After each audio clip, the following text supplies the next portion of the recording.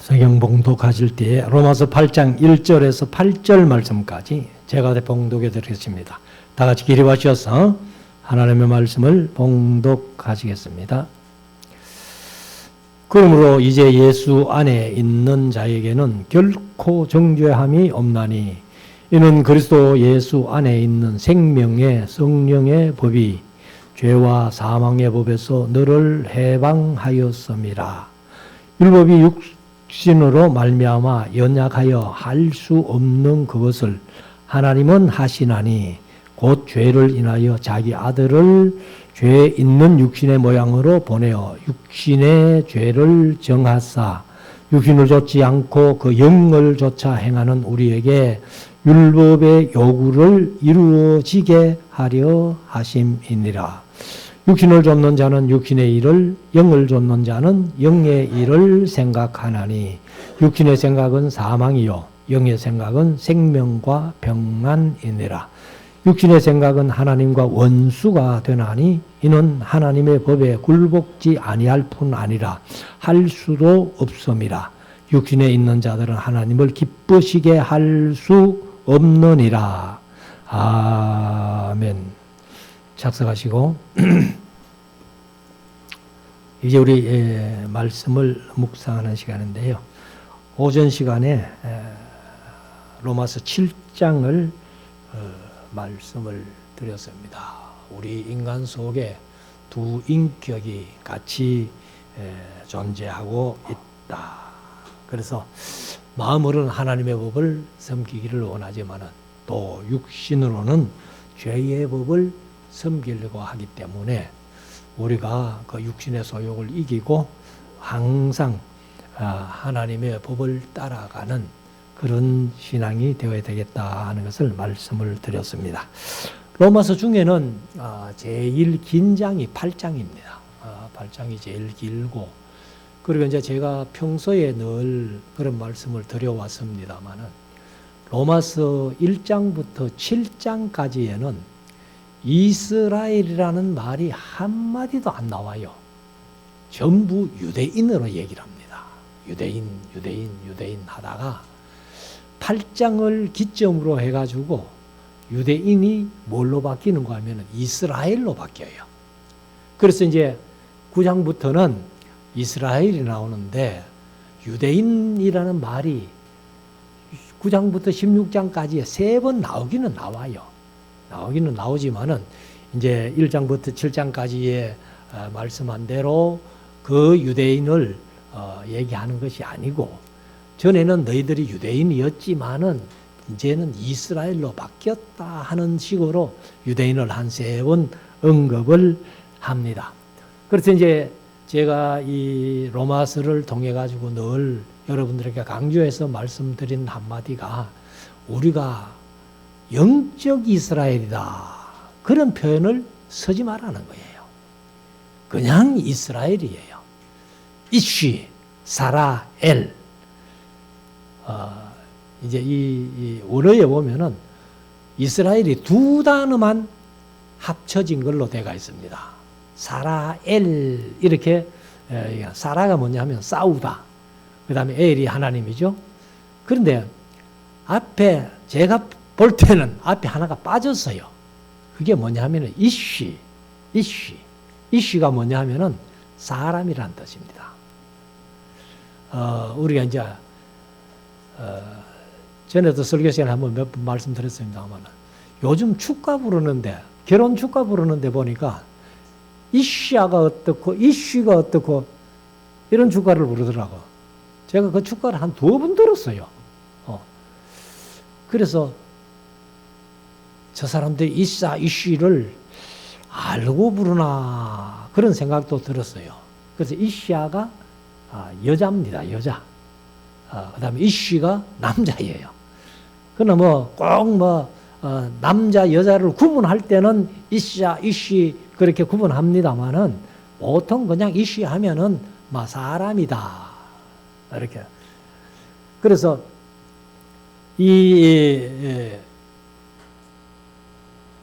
우리가 이쉬, 사람이 하나님과 겨루고 이겼다.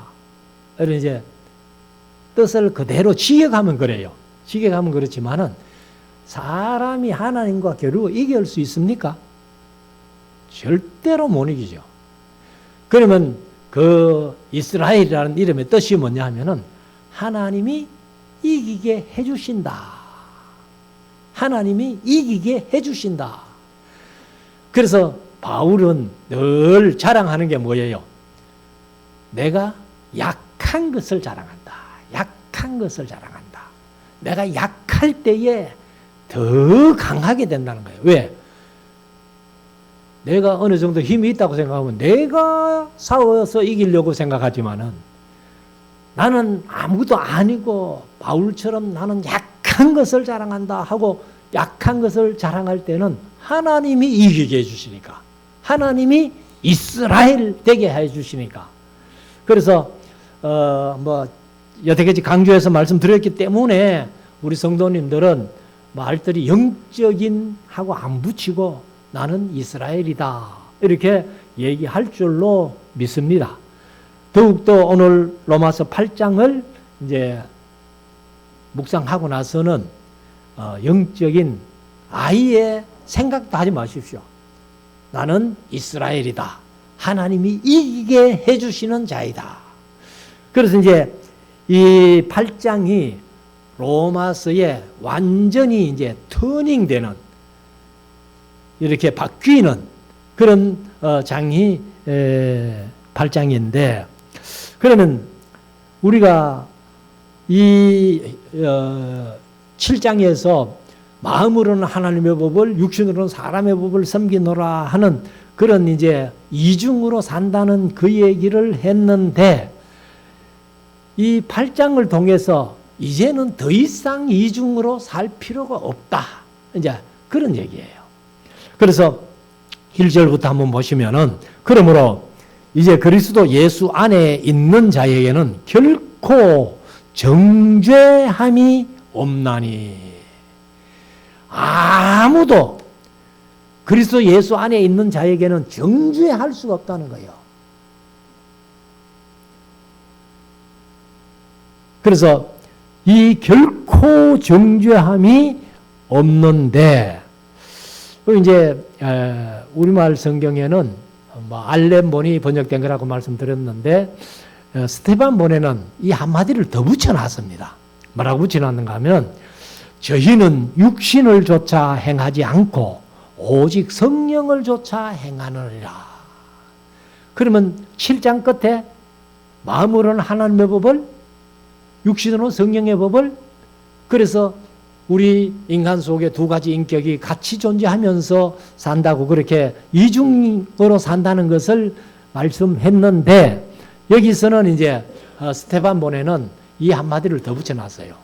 왜 그리스도 예수 안에 있는 자는 결코 정죄함이 없느냐? 저희는 이제 예수 그리스도 안에 사는 사람들은 그 말이죠. 육신을 조차 행하지 않고 오직 성령을 조차 행한다. 그렇기 때문에 이제 정죄할 수 없다는 겁니다.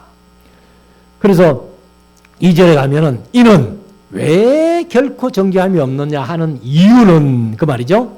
그리스도 예수 안에 있는 생명의 성령의 법이, 오늘 제목을 이렇게 잡았습니다만, 생명의 성령의 법이 죄와 사망의 법에서 너를 해방했기 때문이다. 해방하였습니다. 생명의 성령의 법이 죄와 사망의 법에서 너를 해방시켜 줬기 때문에, 그래서 예수 그리스도 안에 있는 자는 결코 정죄함이 없다. 이렇게 말씀을 하고 있습니다. 3절, 율법이 육신으로 말미암아 연약하여 할 수 없는 그것을 하나님은 하시나니. 그러니까 이 율법이 육신으로 말미암아 육신이 연약해가지고 할 수 없는 그것을 하나님은 하신다는 거예요. 곧 뭐를 하시느냐? 죄를 인하여 자기 아들을 죄 없는 육신의 모양으로 보내어. 그러면 우리가 다 그렇게 믿고 있습니다만 예수님은 전혀 죄가 없잖아요. 죄가 없는데 하나님은 그 아들 예수님을 죄가 있는 육신으로 보내주셨다는 거예요. 그래서 육신의 모양으로 보내오 육신의 죄를 정하사. 그러면 저와 여러분들이 지은 모든 죄를 예수님이 다 짊어지시고 그 말이에요. 그래서 육신을 좇지 않고 그 영을 좇아 행하는 우리에게 율법의 요구를 이루게 하려 하심이니라. 그냥 율법은 이제 죄를 죄되게 한다고 7장에서 말씀을 했는데, 그래서 육신이 율법에 매여 가지고 그렇게 늘 범죄하고 살아가는데, 이제는 율법의 요구, 율법이 이렇게 죄를 정죄하는 그 요구를 하나님이 예수 그리스도를 보내심으로 말미암아 예수님께서 죄의 문제를 다 해결했기 때문에 그 율법의 요구를 다 이루어 줘 버렸다. 그래서 우리가 이 세상 살아가면서는 더 이상 우리가 율법의 종노릇, 죄의 종노릇 할 필요는 없다. 그래서 구약에서 율법을 지키는 거하고 신약에서 율법을 지키는 거하고는 전혀 지키는 마음이 다르다는 거예요. 그러면 구약에서는 어떻게 지켜요? 레위기 26장이나 신명기 28장에 말씀하신 대로 너희가 내 명령을 청종하면, 내가 준 율법을 청종하면 복을 준다. 그래, 복 받기 위해서 또 한 가지 더, 레위기 26장 1절부터 13절까지는 복이고 신명기 28장 1절부터 14절까지는 복이에요. 그럼 레위기 26장 14절부터 45절까지는 지키지 않으면 저주다. 신명기는 15절부터 68절까지 지키지 않으면 저주다. 그러면 복 받기 위해서, 저주받지 않기 위해서 구약에서는 율법을 지킨단 말이에요. 그런데 신약에서는 내가 그리스도로 말미암아 믿음으로 의롭다 하심을 얻었기 때문에, 그래서 하나님의 자녀가 됐기 때문에, 그러면 어떤 마음인가 하면 내가 복 받기 위해서, 저주 안 받기 위해서 그런 마음이 아니라 하나님이 나를 이렇게 구원해 주시고 예수 그리스도의 피로 구속해 주셨기 때문에 어떻게 하면 하나님을 기쁘시게 할고, 그런 마음으로 이제 율법을 지키는 거예요. 예수님께서 완성하신 율법. 그래서 우리는 오직 하나님의 영광, 주의 이름이 거룩히 여기심을 받을 수 있는 그런 삶을 드리고 싶은 마음, 그 마음으로 이제 신약에서는 율법을 지키게 되는 겁니다. 그래서 5절에 가면은 육신을 좇는 자는 육신의 일을, 뭐 당연하죠. 육신을 좇는 자는 육신의 일을, 영을 좇는 자는 영의 일을 생각하나니. 그러니까 이제 마음에 두 인격이 있어가지고 이중의 삶을 살 수밖에 없는 그런 존재지만은, 육신으로 사는 자는 육신의 일만 생각하고 영으로 사는 자는 영의 일만 생각하기 때문에 이제 이 차원이 완전히 다른 거예요. 그래서 우리가 율법을 지키는 것도 바로 영의 사람이 됐기 때문에, 하나님의 영광, 주의 이름이 거룩히 여김을 받으실 수 있는 그런 영을 생각하기 때문에 그렇게 살 수밖에 없다. 6절, 육신의 생각은 사망이요. 왜? 육신의 생각은 죄를 짓게 하는 것이기 때문에. 그래서 죄의 삭은 사망이기 때문에. 그래서 육신의 생각은 사망이요, 영의 생각은 생명과 평안이니라.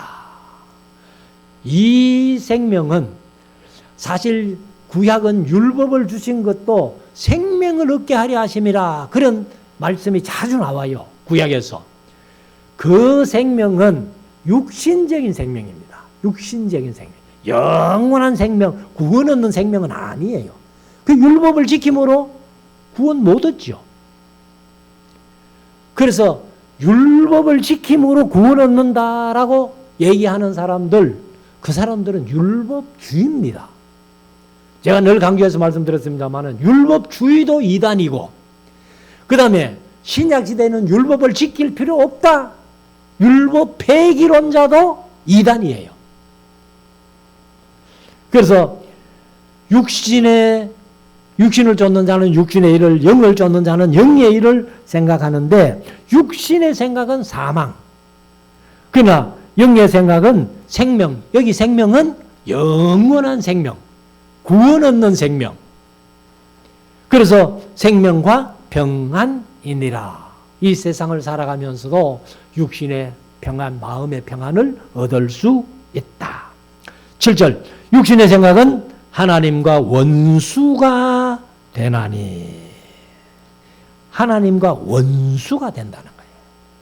왜 원수가 되는가 하면은 하나님의 계명에 반발하는 의식이 있거든요.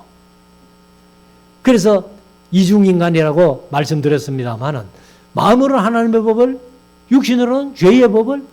그러니까 제가 늘 오전에도 말씀드렸습니다만은 마귀는 어떻게든지 하나님이 하라는 거는 못하게, 하나님이 하지 말라는 거는 하게.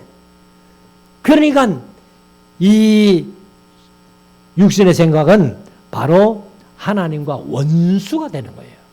원수가. 그래서 하나님의 계명에 자꾸 반발하게 하는 그것이 이제 육신의 생각이고 그 육신의 생각은 하나님의 원수가 되게 한다. 그래서 원수가 되나니 이는 그 이유는 하나님의 법에 굴복치 아니할 뿐 아니라 할 수도 없기 때문에. 그래서 여기 이제 오전에도 말씀드렸습니다만 여기 법 하는데 그 법이 그냥 나라 법이 아니에요. 율법입니다. 율법. 그래서 구약에서는 히브리어로 토라, 그 다음에 신약에서는 노모스 해가지고 그냥 법이라고 했지만은 전부 율법으로 보면 됩니다. 그래서 하나님의 법에, 율법에 굴복치 아니할 뿐 아니라, 왜요? 육신으로 사는 자는 죄에 사로잡혀 있기 때문에 할 수도 없다는 겁니다. 그래서 8절에 가면은 육신에 있는 자들은 하나님을 기쁘시게 할 수 없느니라.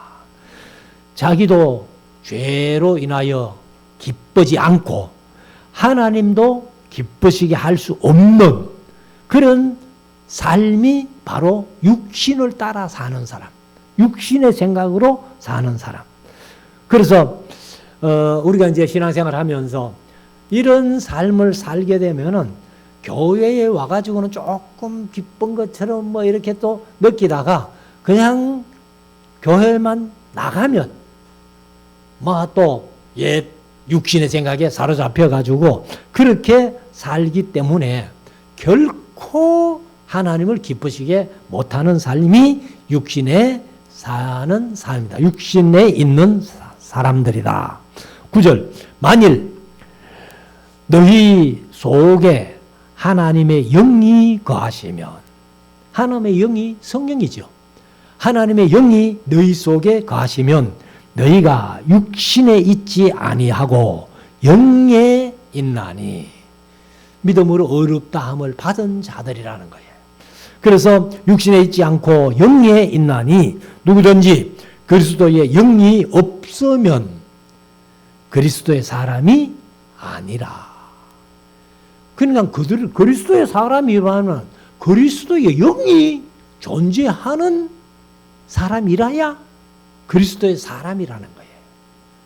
그래서 제가 귀신과 성령의 큰 차이가 뭐냐면은 성령님은 우리 많은 사람들 마음속에 다 계실 수 있어요. 근데 귀신은 한 귀신이 두 사람에게 못 들어간다는 얘기예요. 그래서 귀신과 성령의 차이가 이제 큰 차이가 하나인데, 한 귀신이 두 사람에게 못 들어가니까 뭐 세 사람에게 당연히 못 들어가죠. 그러나 성령은 많은 사람에게 다 들어가실 수 있는 거예요. 그게 이제, 그래서 그리스도의 영이 없으면 그리스도의 사람이 아니라, 그럼 반대로 그리스도의 영이 내 속에 있다면은 나는 그리스도의 사람이다. 그래서 10절에 또 그리스도께서 너희 안에 계시면 몸은 죄로 인하여 죽은 것이나 영은 의를 인하여 산 것이니라. 여기 이제 인하여 있는 것은 개역 개정은 전부 말미암아로 그렇게 번역을 했습니다. 그래서 그리스도께서 너희 안에 계시면 몸은 죄로 말미암아 죄로 인하여 죽었지만은 영은 의로 말미암아 의로 인하여 산 것이라고 그렇게 말씀을 합니다. 그래서 육은 결국은 다 죽잖아요. 죄의 사성 사망인데 아담과 하와가 범죄함으로 말미암아 우리가 다 원죄를 타고나기 때문에, 그래서 결국 사람은 다 죽게 된다. 그래서 제가 늘 자주 말씀드렸습니다만은, 어머니 뱃속에서 태어나는 순간에 우리는 다 이제 사형 선고를 받고 태어나는 거예요. 그래서 사람에게 한 번 죽는 것은 정한 이치요. 그래서 성경이 그렇게 말하잖아요. 그래서 다윗도 내가 모든 사람에 가는 길로 가게 되었노니, 그게 죽음의 길이잖아요. 그래서 이 육신 몸은 죄로 인하여 죽은 것이지만은 영은 의로 인해서 이제 거룩하다, 의롭다 칭하심을 받고 하나님의 자녀가 되어서 영원히 사는 거예요. 물론 이제 영원히 사는 것은 부활체로 영원히 사는 겁니다만은, 11절 예수를 죽은 자 가운데서 살리신 이의 영이, 살리신 이가 누구요?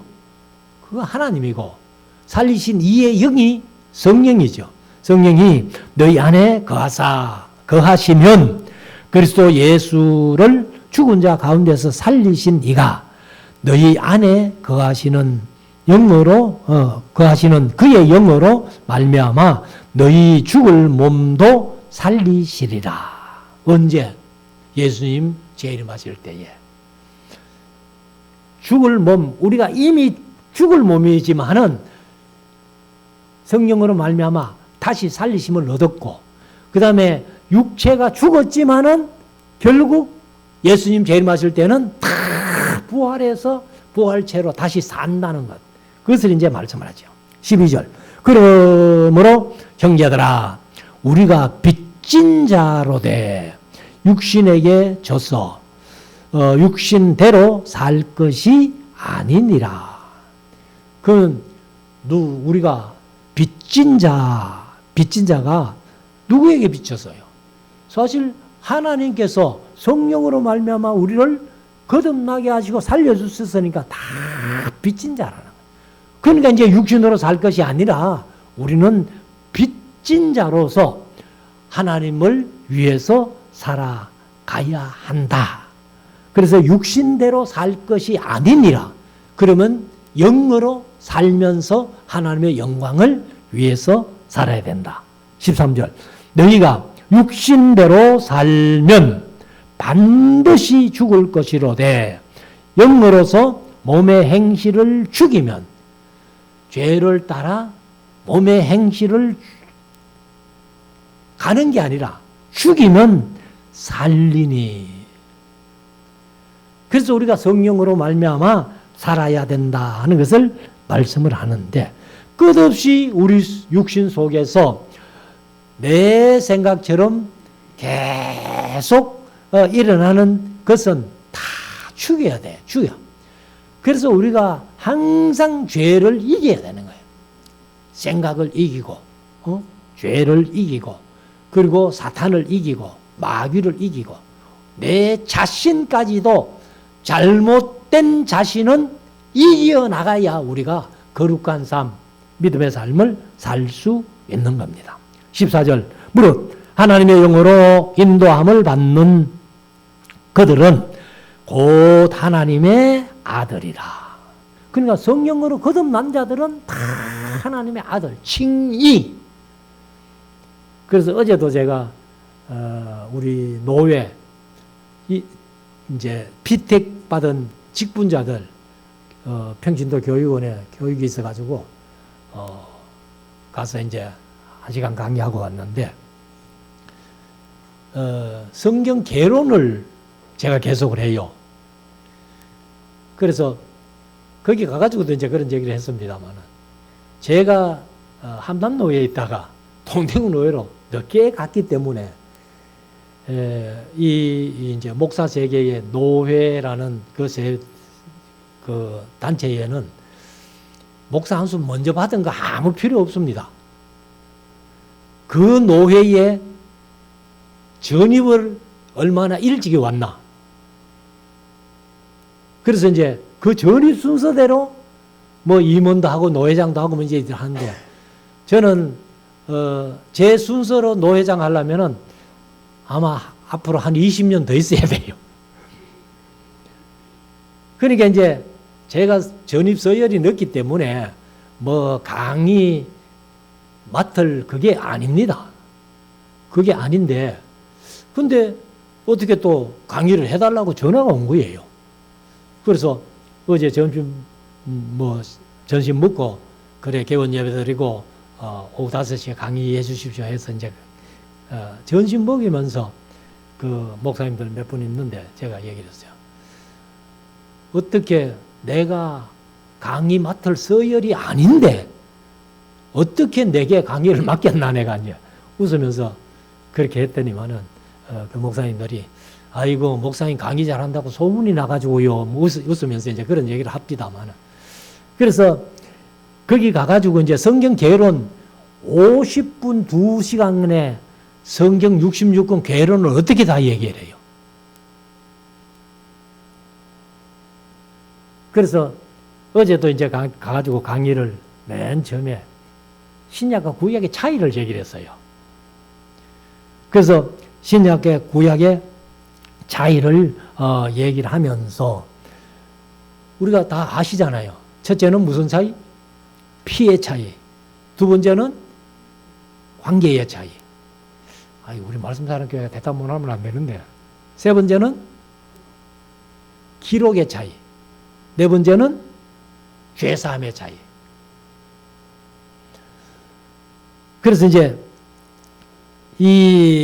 우리가 이 구약과 신약의 차이가 이 네 가지 차이가 있듯이 여기로 보면은 무릇 하나님의 영으로 인도함을 받는 그들은 하나님의 아들이라.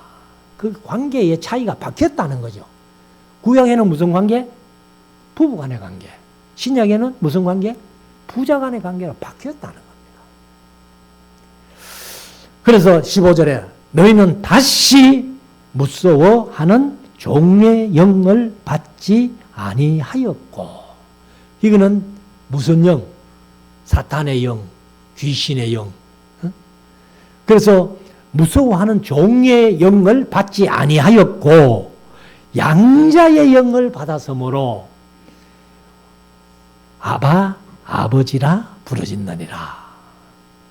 여기 이제 개역 개정은 앞에 우리가라고 그렇게 한마디 더 였고 그리고 개역 개정은 아바가 아니고 아빠입니다.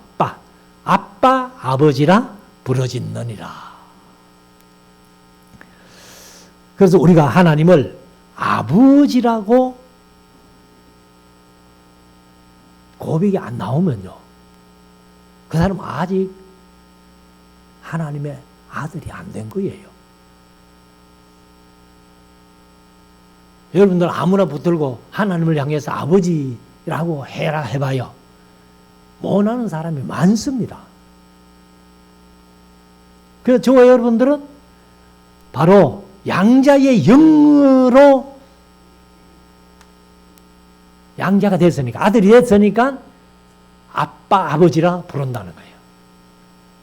뭐 우리가 보는 성경 아바, 아버지라 했습니다만은 이 개역 개정은 뭐 아빠라고 우리 한글 그대로 그렇게 했습니다. 16절 성령이 친히 우리 영으로 더불어 우리가 하나님의 자녀인 것을 증거하시나니. 그 양자의 영으로, 양자의 영이 성령이죠. 그래서 영으로 하나님의 아들이 됐으니까 하나님을 아버지로 부르고 우리는 하나님의 자녀라 하는 하나님의 아들이라는. 그래서 요한복음 1장 12절에 있는 말씀대로 하나님의 자녀의 권세를 얻었다는 거예요. 17절 자녀이면 또한 후사가 개역 개정은 전부 상속자로 그렇게 번역을 했어요. 상속자, 후사 곧 하나님의 후사요, 하나님의 상속자요, 그리스도와 함께한 후사 상속자니. 그러니까 우리가 예수님과 함께 상속받는 상속자가 됐다는 겁니다. 그래서 우리가 그와 함께, 그가 누구예요? 예수님과 함께 영광을 받기 위하여 고난도 함께 받아야 될 것이니라. 예수님과 함께 하나님의 상속자가 됐으니까 이 예수님이 이제 영광받기 위해서, 그와 함께 예수님과 함께 영광받기 위해서, 그러면 그냥 고난 없이 막 영광만 받으면 얼마나 좋아요. 근데 예수님과 함께 상속자가 됐기 때문에 그와 함께 영광을 받기 위해서는 예수님이 받으신 고난에도 함께 동참해야 된다. 그래서 바울은 뭐 고린도후서 11장에서 이제 바울의 고난의 이력서라고 제가 말씀드렸습니다만은 그런 엄청난 고난을 받으면서도 어떻게 이겼겠는가? 이 말씀대로 이긴 줄로 믿습니다. 그리스도와 함께 영광 받기 위해서는 이 고난쯤은 이겨야 된다. 견뎌야 된다. 참아야 된다. 아마 바울이 그런 심정으로 그 엄청난 고난도 다 이겼으리라고 믿습니다. 그러면은 저와 여러분들도 예수 그리스도와 함께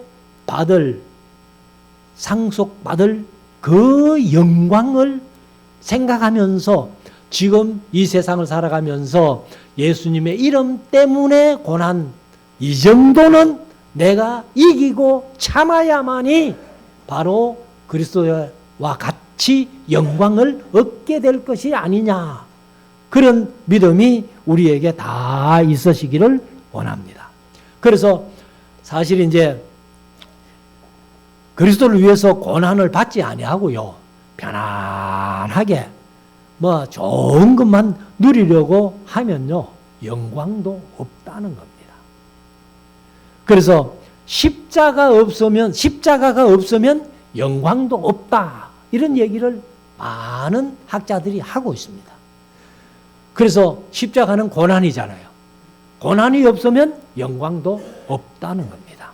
18절 생각건대 현재의 고난은 장차 우리에게 나타날 영광과 좋게 비교할 수 없도다. 그럼 좋게 비교할 수 없다는 것은 비교도 안 되다 그 말 아니에요. 우리가 앞으로 예수님과 함께 얻을 영광, 그런데 육신으로 사는 이 세상에서 받는 고난, 그 영광과는 비교도 안 되기 때문에 우리가 그 고난을 항상 이겨야 된다. 그래서 19절에 피조물에 고래하는 바는 하나님의 아들들에 나타난 것이니 피조물이 허무한데 굴복하는 것은 자기 뜻이 아니요 오직 굴복해 하시는 이로 말미암음이라. 그래서 모든 만물보다도 타락한 인간에게 순종하는 것, 그것은 정말 기분 나쁘게 생각한다는 거죠. 그래서 사람이요, 이 만물의 영장이라 그러잖아요. 만물의 영장으로 지음받은 사람이 피조물에게 굴복하고 거기에 절한다? 그거는 아주 기분 나쁘게 생각해야 되는데, 그러니까 이제 이 진리를 모르는 사람들은 거기 가가지고 다 절하고, 그것들이 뭐 복줄 줄 알고 그렇게 사는 사람들이 많다는 겁니다.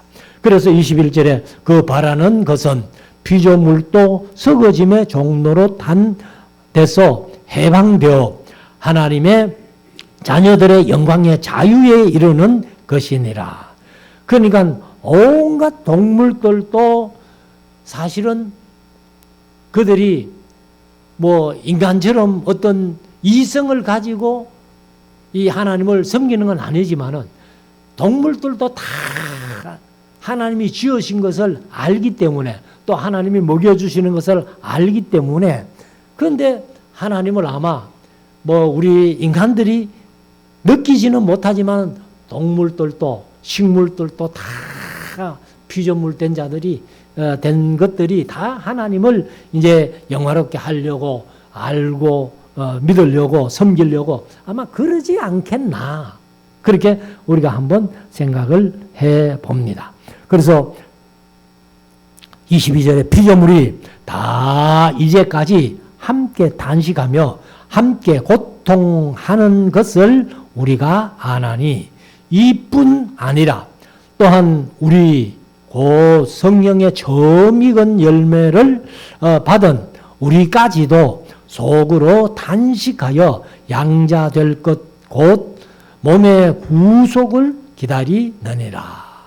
그러니까 뭐 우리는 이미 이제 믿어 하나님의 양자가 되고 믿어 의롭다 하심을 얻었기 때문에 그렇지만은, 사실 다른 피조물도 이런 이제 양자될 것을 아마 기다리고 있을 것이다, 그렇게 얘기를 한다는 거죠.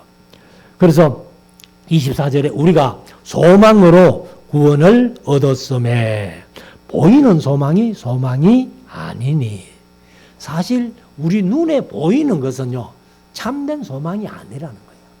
천국이 사실 우리 눈에 안 보이잖아요. 그러니까 눈에 보이는 것은 소망이 아니라는 겁니다. 그래 이제 구원 얻은 자들이 가는 천국, 눈에 안 보이죠. 그렇지만은 그것이 참 소망이라는 거예요. 그래서 보이는 소망이 아니니 보는 것을 누가 바라리요. 25절 만일 우리가 보지 못하는 것을 바라면, 천국을 우리가 보지 못하지만은 나는 죽어도 천국 간다 이렇게 믿고 있기 때문에 이제 보지 못하는 것을 바라면 참음으로 기다리라. 그러니까 이제 인내하라는 거예요. 그러니까 인내가요 우리 신앙생활에 얼마나 중요한가 하면은 어디든지 인내가 안 들어가는 데가 없어요. 성령의 9가지 열매부터 시작해 가지고 다 인내가 들어갑니다. 그리고 이제 사실 마지막에도 예수님도 그런 말씀하셨잖아요. 끝까지 견디는 자는 구원을 얻으리라. 그럼 반대로 끝까지 견디지 못하는 자는 구원을 얻지 못한다는 거예요. 그래서 우리가 이제 인내를 얘기를 하면은 요한계시록 14장 12절에 보면은 성도들의 인내가 여기 있나니, 성도들의 인내가 여기 있나니 하나님의 말씀과 예수 믿음을 지키는 자들이라. 그러니까 뭐 때문에 인내할 수 있는가 하면은 하나님의 말씀 때문에, 또 예수 믿는 믿음 때문에 우리가 인내할 수 있다는 거예요. 그래서 26절에 이와 같이 성령도 연약함을 도우시나니, 우리가 마땅히 빌 바를, 비는 것이 이제 개역개정은 기도할 바를 이렇게 번역을 했어요. 마땅히 기도할 바를 알지 못하나 오직 성령이 말할 수 없는 탄식으로 우리를 위하여 친히 간구하시느니라. 그러니까 우리가요 사실 기도를 뭐 잘하면 좋지요. 잘하면 좋은데 어떻게 하는 것이 잘하는 것인지는 그 기준을 누가 정할 수가 없어요. 근데 사람이 이제 기도를 하다 보면은 다 그냥 자기 육신의 생각대로 육신의 안위를 위해서 그다음 그래서 우리가 보통 이제 기도하면은 뭐 내 중심이잖아요. 내 중심인데 우리가 드리는 기도 그대로 하나님의 그 기도를 받으시고 응답해 주시면 아마 세상이 엉망이 될 겁니다. 근데 우리가 좀 기도를 못해도 좀 속된 말로 엉터리로 기도해도 그 기도를 그냥 하나님 앞에 올려드리는 게 아니고 성령 하나님이 탄식을 하시면서 기도를 수정해가지고 하나님 앞에 올려드린다는 거예요. 그래서 제가 그런 말씀 가끔 드렸습니다만 하나님의 응답이 즉시 응답되는 거 참 좋지요. 그 다음에 조금 더디게 응답되는 것도 좋지요. 시간이 좀 걸려서 그렇지.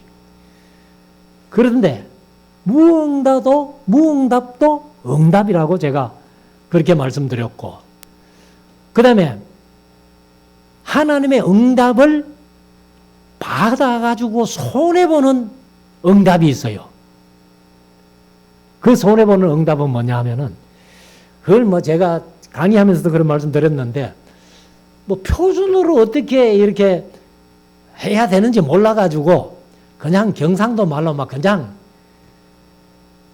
하나님께서 응답을 어떻게 하시는가 하면 하나님이 응답해 주실 뜻도 아닌데 하도 기도를 하니까 막 아이고 막 응답해 줘보라 이래가지고 막 응답 받으면요 안 받는 것보다 못해요. 그런데 어떤 성경학자가 하나님이 화가 나시면 아직은 한 번도 그런 일이 없었다고 생각을 하는데 하나님이 화가 나시면요 사람들이 구하는 대로 다 응답해 버린다는 거예요. 그러면은 하나님이 사람들이 기도하는 대로 다 응답해 버리면 이 세상이 어떻게 되겠어요? 아마 엉망이 될 겁니다. 엉망이. 그래서 우리가 이제 여기 26절에 성령도 우리의 연약함을 도우시나니 우리가 마땅히 빌 바, 기도할 바를 알지 못하나 오직 성령이 말할 수 없는 탄식으로 우리를 위하여 친히 기도해 주신다. 간구하시느니라. 27절 마음을 감찰하시는 이가 성령의 생각을 아시나니. 그러니까 이제 하나님 아버지가 성령의 생각을 왜 모르시겠어요? 다 아시는데 그래서 성령의 생각을 아시나니 그 이유는 이는 성령이 하나님의 뜻대로 성도를 위하여 간구하심이니라.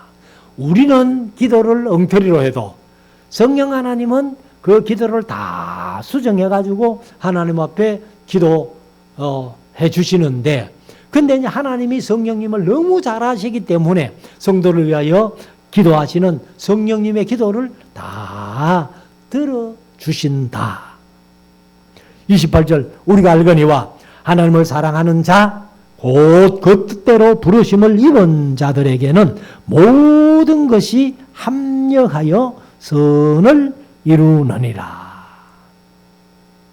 우리가 엉터리로 기도해도 성령 하나님이 그걸 수정해서 기도해 주시기 때문에 응답은 다 선을 이루는 응답으로 응답이 된다는. 그래서 우리가 이제 로마서 8장 28절을 거의 다 암송하고 계시라고 믿습니다만은 하나님을 사랑하는 자 곧 그 뜻대로 부르심을 입은 자들에게는 모든 것이 합력하여 모든 것 하면은 올이래요. 올 모든 하나도 빠짐없이 그래서 합력하여 선을 이루느니라. 29절 하나님이 미리 아신 자들로 또한 그 아들의 형상을 본받게 하기 위하여 미리 정하셨나니. 그래서 우리의 삶은 바로 예수님이 모델이라는 거예요. 그래서 빌립보서 2장 5절부터 보면은 너희 안에 이 마음을 품어라. 곧 그리스도 예수의 마음이니 하면서 이제 예수님을 우리 삶의 모델로 제시해 주시는 그런 말씀이 빌립보서 2장 5절부터 쭉 나오는데, 그래서 아들의 형상을 본받게 하기 위하여 미리 정하셨나니, 미리 정하신 게 예정이죠. 예정. 그래서 이는 그 이유는 그로 많은 형제 중에서 맏아들이 되게 하려 하심이니라.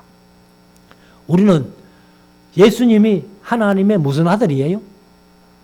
독생자잖아, 독생자. 독생자 이제 우리가 보통 그 독자라 그러잖아요. 독자가 뭐 마지가 있고 차자가 있고 그러세요? 아니잖아요. 근데 예수님은 하나님의 독생자이신데 맏아들이 되어 주신다는 거예요. 그 맏아들이라는 것은 뒤에 둘째, 셋째, 넷째 계속 나온다는 얘기 아니에요. 그러니까 이제 예수님의 형상, 예수님의 형상을 본받게 하기 위해서, 예수님의 형상을 본받아가지고 그 이제 예수님이 맏아들 되시고, 그 다음에 우리는 뭐 몇째 아들인지도 모르죠. 세상에 하나님의 아들이 하도 많으니까. 그러나 예수님은 맏아들이라는 거예요. 맏아들이 되게 하려 하심이니라. 30절 또 미리 정했었는 것이 예정이죠. 그들은 또한 부르시고 부르신 그들은 또한 어렵다 하시고 어렵다 하신 그들을 영화롭게 하셨느니라.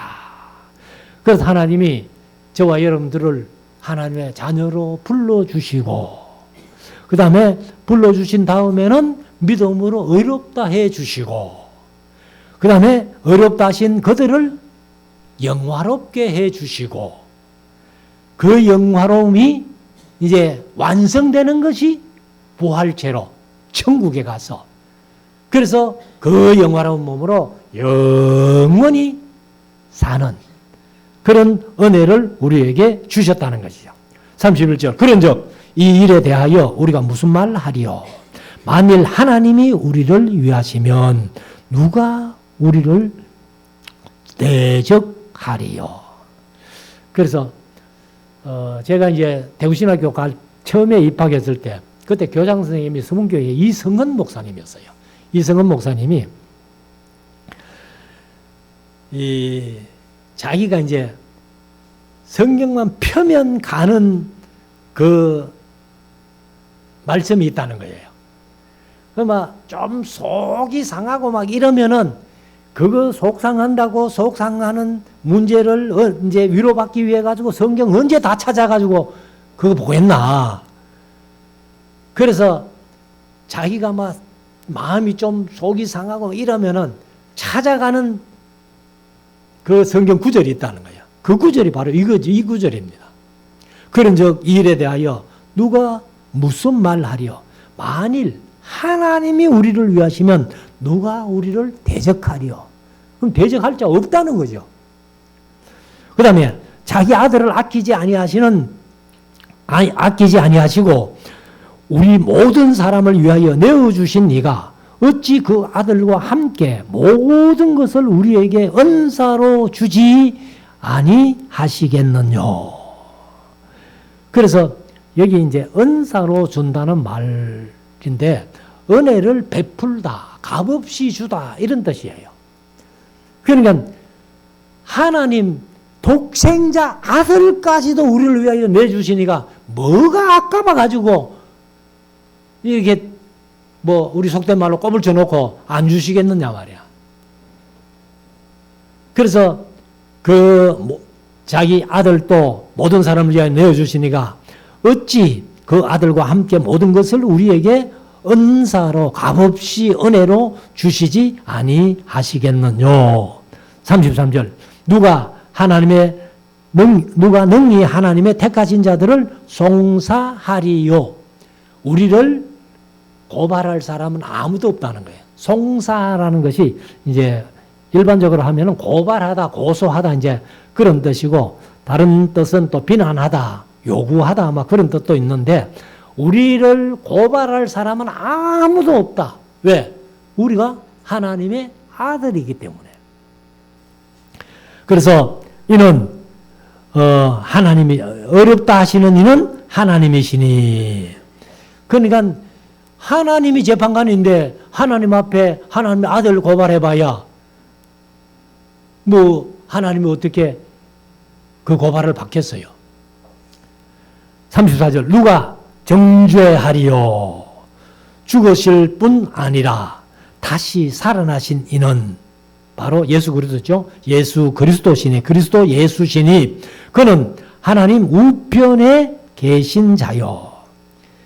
여기는 우편에 그냥 계신 자라 했는데 골로새서에 가면 하나님 우편에 앉으셨다. 그러면 하나님의 우편 앉으셨다는 표현이 왜 나왔는가를 제가 한번 말씀드린 적이 있어요. 그래서 구약시대에는 제사장들이 이제 성전에서 그 성전을 지키는데 앉지를 못합니다. 그래서 시편 134편입니까? 밤에 여호와의 집에서 섰는 여호와의 종들아 서 있는 거예요. 그런데 이제는 더 이상 서 있을 필요 없다. 그래서 예수님이 성천하셔가지고 하나님 우편에 앉으셨다는 거예요. 예수님이 신약에서는 우리의 대제사장 맞죠? 대제사장인 예수님이 하나님 우편에 가가지고는 서서 뭐 하는 게 아니라 앉으신다는 거예요. 그래서 여기 이제 그렇다고 뭐 예수님이 밤낮 없이 하나님 우편에 앉아가지고 성도들을 위해서 막 기도만 중보기도만 하시고 그런 분은 아니잖아요. 요한계시록 1장에 보면은 오른손에 7 별을 붙들고 7 금촛대 사이로 다니시는 이 지금도 다니시고 계시는 거예요. 그렇지만 여기는 이제 그는 하나님 우편에 계신 자요 우리를 위하여 간구하시는 자시니라. 성령도 우리를 위해 간구해 주시고 예수님도 하나님께 우리를 위해 간구해 주신다. 그래서 35절 누가 우리를 그리스도의 사랑에서 끊으리요. 누가 우리를 그리스도의 그 사랑에서 끊으리요. 환난이나 공고나 핍박을 이제 개정은 박해라고 했는데 핍박이나 기근이나 적신은 헐벗는 거, 굶주리는 거. 그리고 위험이나 칼이랴. 그 어떤 것도 우리를 그리스도의 사랑에서 끊을 수 없다. 36절 기록된 바 우리가 종일 주를 위하여 죽임을 당케 되며 도살할 양같이 여김을 받았나이다 함과 같으니라. 이렇게 도살할 양처럼 아주 연약한 것 같지만은 우리를 그리스도의 사랑에서 끊을 것은 그 무엇도 없다. 그래서 37절에 그러나 이 모든 일에 우리를 사랑하시는 이로 말미암아 우리가 넉넉히 이기느니라.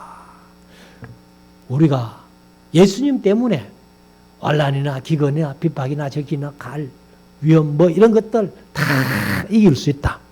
그래서 37절에 읽었습니다마는 그러나 이 모든 일에 우리를 사랑하시는 이로 말미암아 우리가 넉넉히 이기느니라. 38절 내가 확신하노니 사망이나 생명이나 천사들이나 권세자들이나 현재 일이나 장래 일이나 능력이나 높음이나 깊음이나 다른 아무 피조물이라도 아무를 이제 개역 개정은 어떤 피조물이라도 이렇게 번역을 했어요.